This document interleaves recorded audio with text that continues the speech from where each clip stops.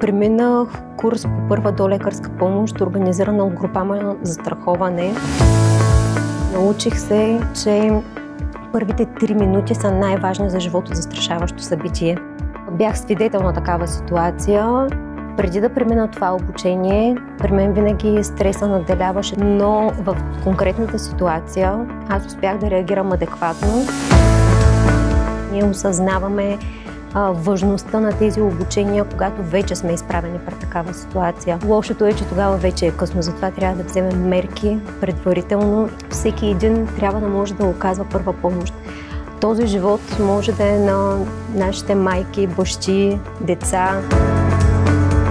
Чувството, когато успееш да помогнеш, е просто неописуемо.